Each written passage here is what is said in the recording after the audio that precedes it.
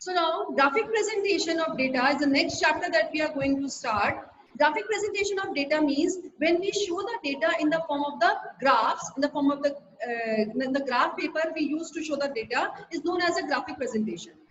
In the previous chapter, we have read about many types of the presentation of data, in which we have read about the tabular presentation, textual presentation, diagrammatic presentation. Here now we are starting the graphic presentation.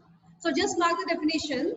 The graphic presentation is much more accurate and appropriate than the diagrammatic presentation. Okay? These are much more accurate as the graphs show the tiny graphs show how the data can be divided, how the data can be showed very clearly. It shows an accurate value of all the items that we are going to show with the help of the data, with the help of the graph. Okay. So graphic presentation gives a more and accurate figure than the diagrammatic presentation. Here are now some of the advantages of the graphic presentation. First is it is attractive and impressive. Okay.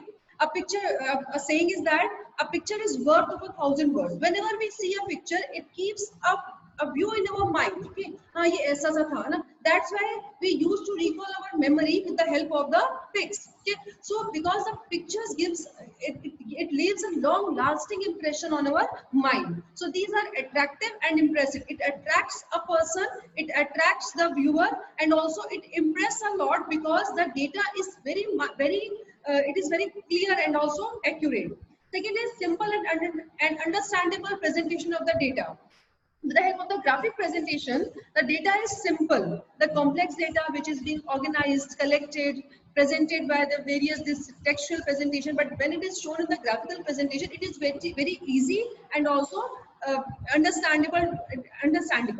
Third is useful in comparison. Whenever we want to, suppose we want to compare the production of rice, we want to compare the production of goods. Okay, so this if we show the last year production and if we show this year production, easily we can compare. Fourth one is location of the positional averages. Many of the positional averages like median, mode, quartiles that you will come to know when I will solve the exercises. Okay, the mode, quartile, median, and can be easily shown with the help of this graphs.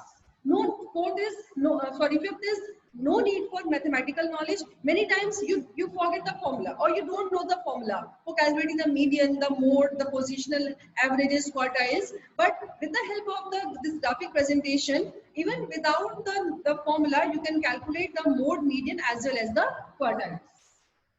Sixth is helpful in predictions. Okay. Graphs also, although help in the predictions, means we see a trend. Suppose we are seeing a trend for last 5 years for production of rice. We can see what can be the now future plans for this or the production of any firm. Okay, so it helps us in the predictions. Seventh is universal utility. It is useful in everything: trade, commerce, government department, advertisement. Many of the advertisements are shown with the help of the graphs. Suppose you are seeing a cricket match, and two teams are playing. Suppose India and Pakistan is playing. India is shown with the red. Pakistan is shown with this green, and how the scorecard is rising. Everything easily you can see on a graph. You remember that, okay? Whenever you are seeing at the cricket match, okay? So it is applicable in every sphere. So these were the advantages of the graphic presentation.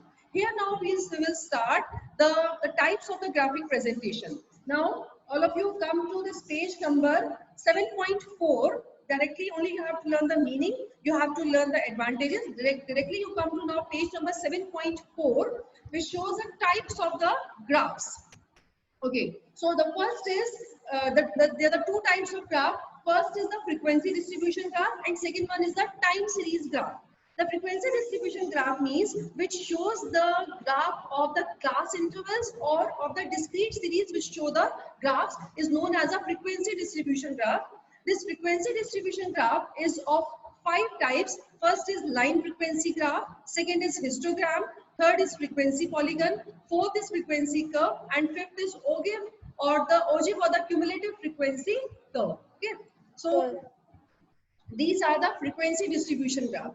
Other one is the time series graph. The time series graph shows the timing accordingly. Okay, means when we are going to show the data according to the time. Suppose 2010, 11, 12, 13, 14, 15, or for the last decades, 2000, suppose in 1990, 2000, 1980, 1970, like this way, well, decades wise we are going to show. That is known as a time series graph. Means the data will show that the data according to the time period is known as the time series graph. Okay, so these were the types of the graphs.